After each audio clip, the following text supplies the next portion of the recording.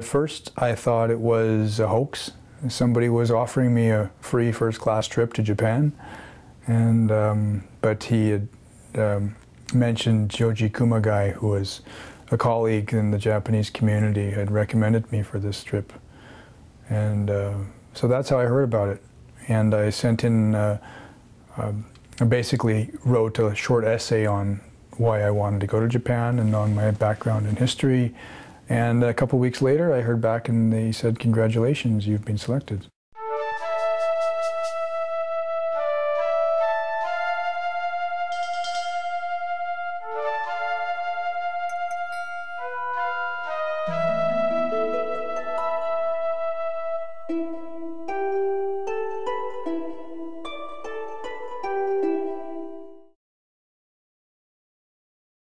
The purpose of this program is to provide the opportunity to Japanese Canadians who are or who will be the leader in Canadian community. And also why do we provide this opportunity to Japanese Canadian is because they have the roots in Japan, and I think it's very important for them and good for us, to give the opportunity for them to learn about their roots as a Japanese Canadian, such as Japanese culture or Japanese tradition, and most importantly, what the current situation in Japan. And how we select the people from Japanese Canadian, well, actually there are so many Japanese Canadian in Canada, so we do ask the community, Japanese Canadian community, to choose their candidate, so that they can choose by themselves. My name is Greg Masuda. I am residing in Vancouver now. I've been here for 5 years, but I was born and raised in a suburb of Edmonton in Alberta. And I'm Japanese Canadian. I'm Sansei, so third generation. My father is a Nisei. He's never been to Japan, and he was born in 1941, just before the war. Then my family was moved to the sugar beet fields of southern Alberta in '42, and they've never left. I'm opening with this photograph just to show that, to demonstrate that I don't know if any of you have ever traveled to a foreign country for the first time. Japan is a foreign country to me. I've never been there before. And the things that you find interesting when you first arrive in a foreign country could be the most mundane and ridiculous things you could ever imagine. So if we take a look at this photograph, we have a cab, a motorcycle, and a man with an umbrella. I took this at the very beginning of the trip, and I don't find, somebody in Japan might think this is not very interesting at all, but I find it interesting because it was completely foreign to me. And this is more of a photograph that I like for the composition than anything else. As far as travel goes, I've always heard that it's expensive to go to Japan. I don't know anybody in Japan. We lost contact with my family in Japan decades ago, possibly as far back as the 1960s. So I had no specific reason to go to Japan except out of interest, and I think it was mostly the fact that it's an intimidating place to go because it's so foreign if you don't know it, and also the expense. The Japanese fan, a thing of beauty, but also a practical item you want to carry with you in the summer heat. They were designed to fold up to fit easily in a pocket or bag. One of the delights of a Japanese meal is the huge variety of small dishes. For centuries, it's been the custom to eat and drink outdoors under the spring cherry blossoms. Japanese picnickers have always packed their meals in bento boxes. With its layers and compartments, the bento can carry a wide assortment of delicacies. Japanese gardeners too have long been experts at creating whole universes in small spaces. This tiny garden suggests a river as it flows from its source deep in the mountains down to the wide ocean. Today's Japanese houses and gardens still use these techniques to create the illusion of extra space. The tea ceremony is held in a tiny room, with just glimpses of the garden outside to remind us of the vastness of nature. A great tree weathered by the centuries. In fact, it's just centimeters high. Bonsai is a typically Japanese art, convincingly recreating the beauties of nature in the most compact of spaces.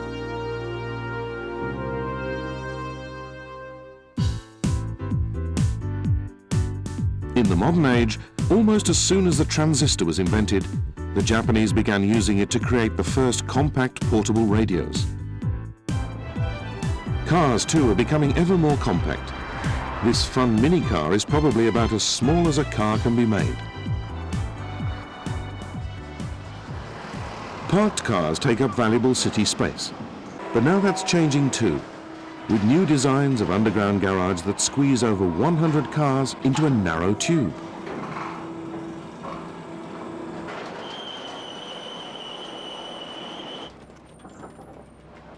There are garages for bicycles too, with surface entrances that take up little room in Japan's crowded streets.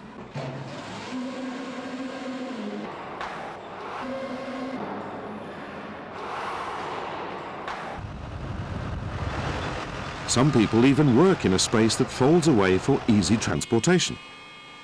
On arrival, the back of this truck expands to form a fully equipped barber shop, designed to serve people who would normally have no access to hair care.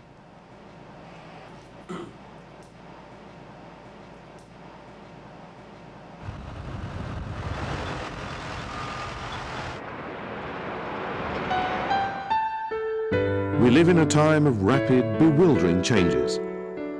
The long Japanese tradition of compact design offers far more than sophisticated space-saving techniques. This is a philosophy of using limited resources to enhance our lives, reconnecting us with the delights of nature, even in the most cramped of personal spaces.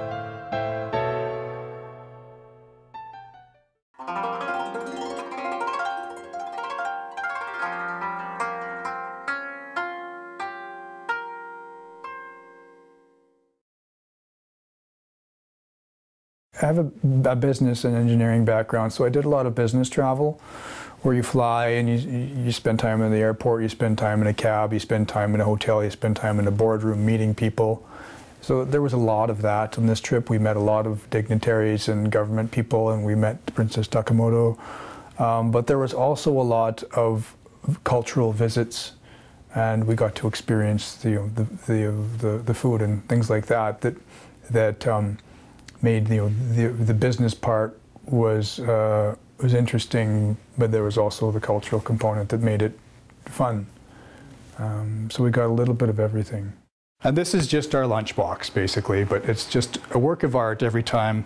And being the photo snob that I am, I didn't take pictures of my food until about halfway into the trip, and then I started taking pictures of my food too. But this was just a beautiful presentation. And it's just a quick lunch, in and out, and then we're back on with the trip. The last 2 nights in Kyoto, we stayed in a traditional tatami-style room, sleeping cheek to cheek with my other 2 male. The tatami rooms were neat, but I think that the agenda, because the agenda was so packed, we didn't really have time. We didn't spend a lot of time in our rooms, so we didn't have time to enjoy what was special about it. And the bath was something special, but to go through the process of bathing yourself in the Japanese style, there was, with three men sharing one bath, there just wasn't enough time. So.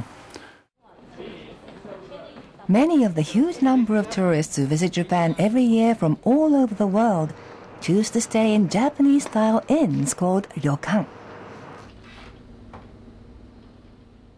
The rooms at a ryokan called washitsu provide a taste of traditional Japanese-style life. We'd like to demonstrate the ingenious use of space found in the washitsu by looking at several of the special features developed by Japanese culture. The first essential of a washitsu is the original Japanese flooring called tatami. Each tatami mat, made of rushes, is around 180 centimeters long and 90 centimeters wide. The great advantage of using tatami mats is that they provide flexibility to how the room is used.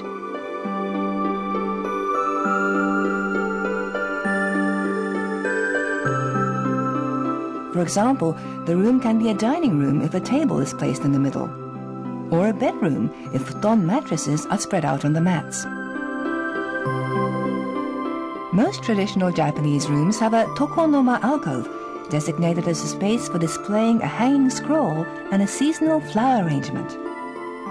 The boldness involved in including that kind of space in a relatively small house is a clear indication of the aesthetic sense of the Japanese regarding the use of space. Japanese people can find peace of mind in a multi-purpose washitsu, taking time to appreciate the beauty of the flower arrangement, or even lying down on the soft tatami mats when they feel tired. Washitsu rooms are divided by fusuma, sliding wooden doors covered with paper. When the fusuma are closed, a very cozy and private space is created. But if the fusuma are removed, a much larger room can easily be created as a dining space for many people.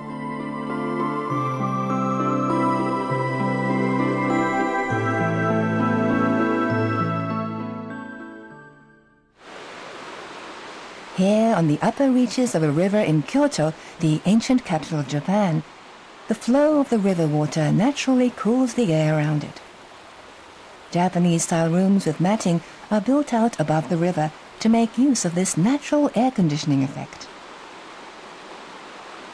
This is another example of Japan's traditional attitude of flexibility regarding the optimum use of space. The washitsu demonstrates how limited space can be freely used. When visiting Japan, we hope you'll have a chance to stay in one and experience part of Japanese culture. What I hear is, generally speaking, they're quite happy with the program. But at the same time, this is a government program, so they stay in 10 days, but we tend to put many, the occasions, the meeting or a visit or, that sort of thing.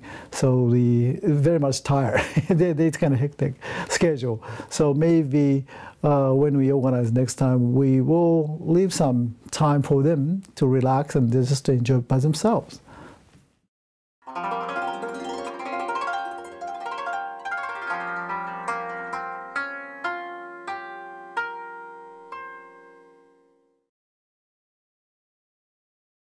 The program, recognizing that I'm a filmmaker and I make documentaries, they offered to put me in touch with the people at NHK and to set up a meeting.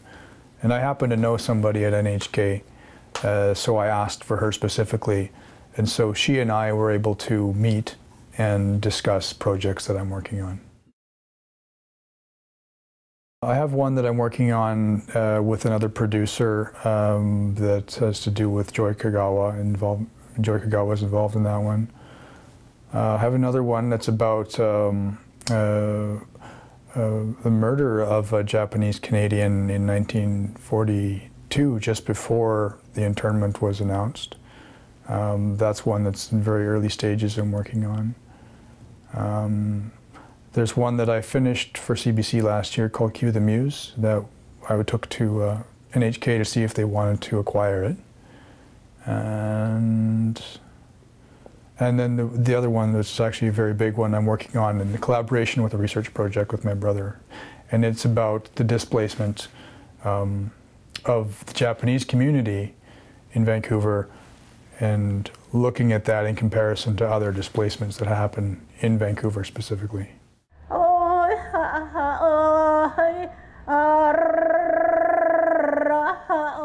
I was always hearing about the Powell Street Festival coming up, and When I was living at an apartment place with one of my friends, he used to always go and sumo wrestle. And I'm looking at him like, Mike, come on, you sumo wrestling? Went down one day and there he was, sumo wrestling.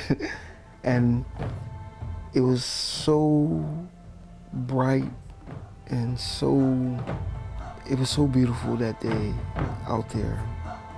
And everybody was just dressed so nice, you know. The only thing I haven't done is this turn into a sumo wrestler. I was thinking one day, one of these days, I'm gonna try it. I moved to Vancouver and discovered the Powell Street Festival the first summer. My brother coincidentally had moved here a month after I moved here. He doesn't live here anymore. But together we volunteered at the Powell Street Festival, and then discovered that used to be Japantown, and that the New World Hotel, which is in the corner of Oppenheimer Park, right across the backstop of the Asahi baseball diamond, is where my grandparents operated a confectionery store in the 20s. And so all this stuff started coming back, and we went to Vancouver Archives, and all of the material, all of the community was here to support it. The resources were here, all of the documents were here, and just over the last, couple of years specifically, we started putting a lot of this information together. And then this trip has really opened up the door, and it really got my whole family excited about going to Japan, because my cousins, my dad, none of them have ever been to Japan. They're all, some of them are senior citizens now. And we got the family tree that this researcher who found our Joseki, he translated it and created a family tree that we can read. And so that's been shared with my aunt, she's 80, gosh, I think she's 87 years old. And she's got dementia, but just bringing back a lot of things, and she got her really excited, and so everybody is excited now. Everybody wants to go again. So whether or not it happens, I hope it does. I wanted my father to come with me on this trip, but he didn't want to come without my mom. And then, so we're going to do it again, maybe next year. Japanese people have traditionally lived with a deep respect for nature. Rather than attempting to conquer it, they have developed a lifestyle that was well harmonized with it. Today, we would like to introduce the Japanese sense of appreciation for natural sounds. The leaves of a bamboo thicket near a village rustle softly in the breeze. It is a sound much loved by the Japanese.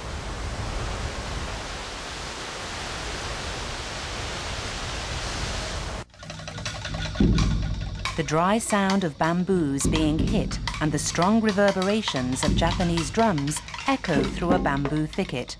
A unique kind of concert has begun.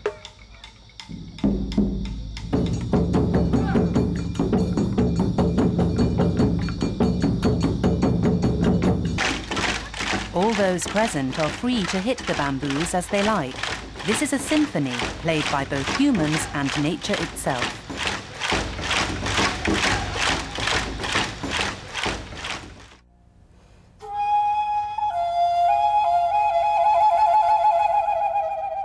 The shakuhachi flute is said to provide a unique Japanese sound. It's a simple instrument made from a bamboo stem with just 5 holes. It provides a sound closely associated with the sound of the wind, a sound that the Japanese have long treasured.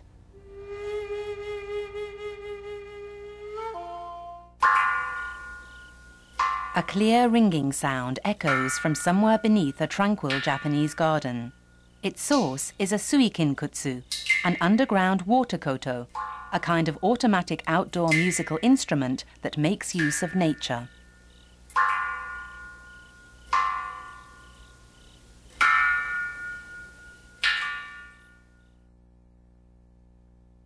An up-ended earthenware jar with a hole in the bottom is buried underground. It produces a sound when water drips into it. The sound varies slightly according to the size of the droplets.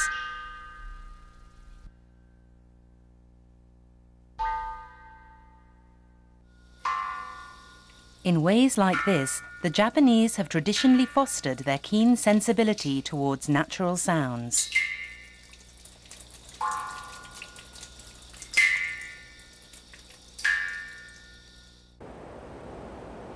The refreshing sound of a food-in wind bell is very pleasing on a hot, humid summer day.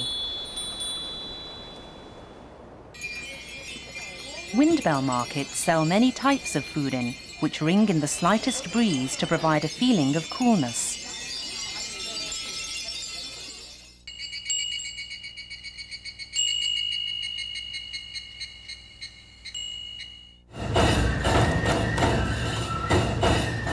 The traditional annual festivals held all over Japan provide various sounds that thrill spectators. The streets are filled with the sound of Japanese musical instruments, mixed with the enthusiastic cries of the participants.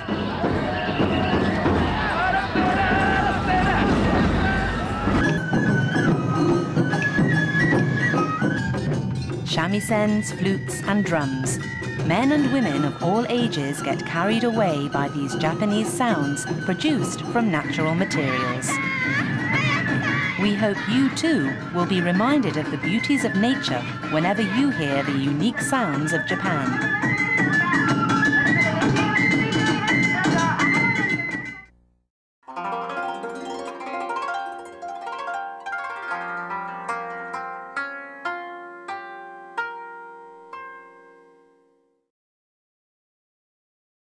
I think that Japanese people in general, because of the racism in the early part of the century, and all the way up really until redress, from what I hear, what I understand is that the racism was so bad that Japanese Canadians were shamed by society, by Canadian society, for being Japanese. So that's a lot of the reason, and also because they took 22,000 people who were on the coast and they spread them out over such a vast country like Canada. I grew up not knowing any other Japanese people except my siblings and occasionally my cousins.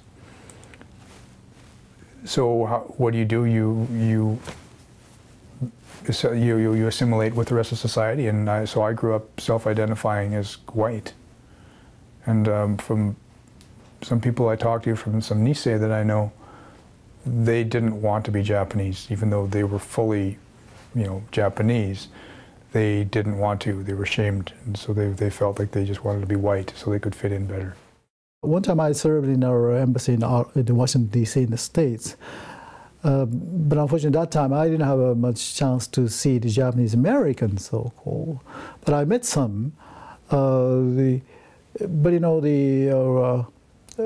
America, in general, generally speaking, there are many people moving into America, but they always try to be American. It's like a melting pot. Of course, there's another cases, like recently that there are many people from Middle East, but they do tend to have a more strong identity as the Muslim people, so it's going to be problem here, but in general, I think America is really a big melting pot. But in Canada, what I see is the many different cultural background. People live, or coexist in a sense. They have a strong Chinese community. They do have the Ukrainian community or Japanese community. So they do kind of coexist very peacefully in Canada. So I think this is a kind of one phenomena in Canada. That's the difference I see between America, the United States, and Canada. I've actually always had a desire to learn Japanese. I've taken courses 2 or 3 times, but as soon as I leave the classroom, there's nobody to talk to. So, but that was before I moved to Vancouver. So. I've always had a desire to find this, I don't know, subconscious desire when I was a child of learning about my past. And I've made efforts. I actually, right out of university, I was going to apply to the JET program But then I got an engineering job, and I went and I worked doing that instead of applying. I didn't complete my application. So even 7-Eleven, I mean, if you're familiar with 7-Eleven in North America, in Canada and the US, you don't really expect to have great customer service when you go into a 7-Eleven. However, in Japan, it's a completely different story.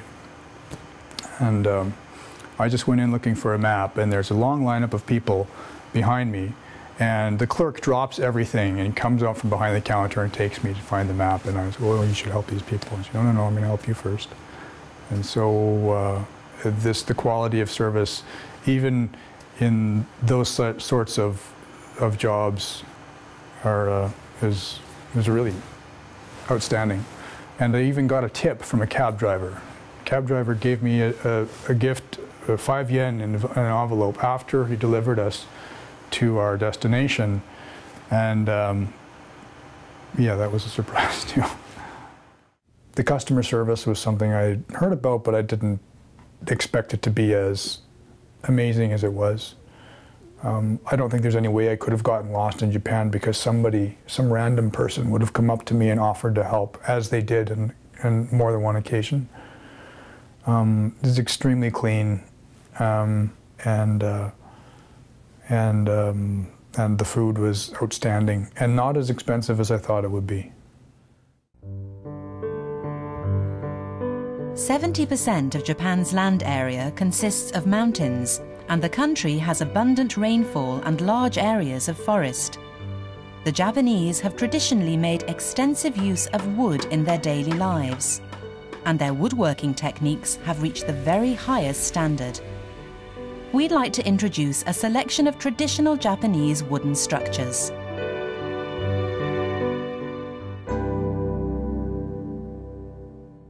The world's largest wooden structure in the ancient city of Nara houses a great bronze statue of Buddha. Constructed in 752, the hall protects the statue from the elements.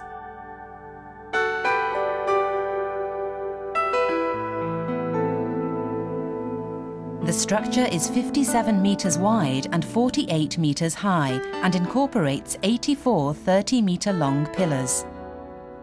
The natural grain of the wood is very attractive.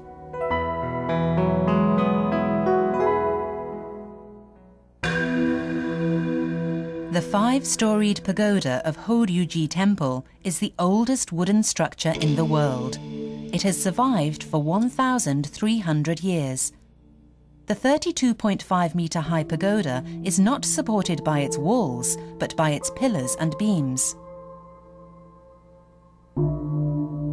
The secret of the longevity of these tall pagodas in earthquake-prone Japan lies in their unique construction that allows them to shake flexibly, just like a tree. The central pillar of the pagoda serves as an axis around which several thousand components are intricately assembled to create a dynamic balance. It is this shock-absorbing structure that has allowed these wooden skyscrapers to survive for so long. Since ancient times, wood has also been used as a material for bridge construction. This large wooden bridge, with an arch spanning more than 35 meters, was completed more than 330 years ago in 1673. Various lengths and shapes of wood were elaborately assembled in this unparalleled structure.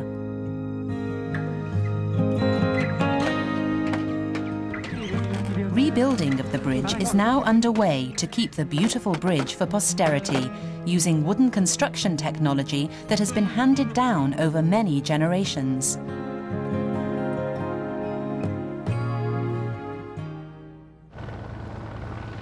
Some Japanese architecture values the freshness of wood. This is Ise Shrine.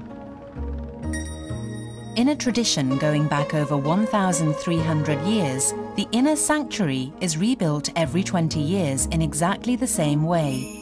The regular reconstruction work has served to hand down the craftsmanship, and these shrine buildings look exactly the same today as they did in the past.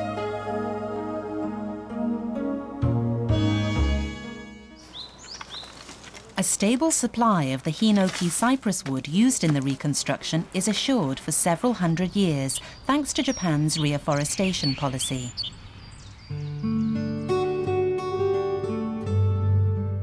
The Japanese have traditionally venerated large and aged trees in the belief that a mysterious power dwells within them. Based on this belief, they have carefully fostered the culture of wood and produced many unique treasures of wooden architecture.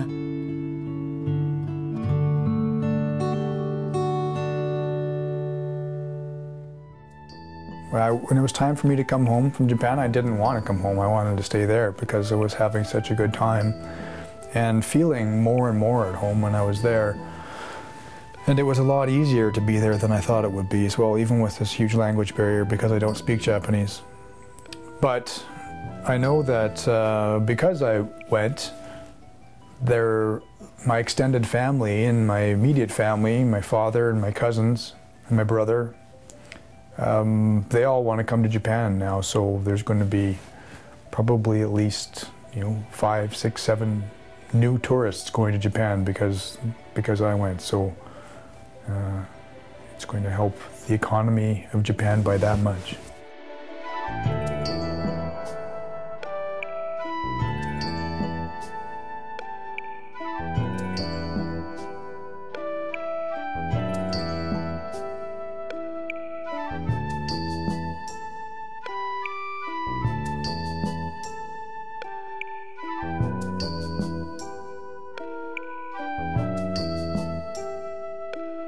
NHK told me I should apply with some of my projects for a documentary market, a pitch session in Tokyo in December. I hope I have a project that will be ready that I can take, and then at that time maybe my father and my cousins will come and I'll show them where I went or where our family came from. Part of my extended trip was to kind of break trail for the rest of my family, because going to Japan is an intimidating thing. And because I've been, I can now lead them there and it's not as intimidating. So hopefully within the next year I'll go back.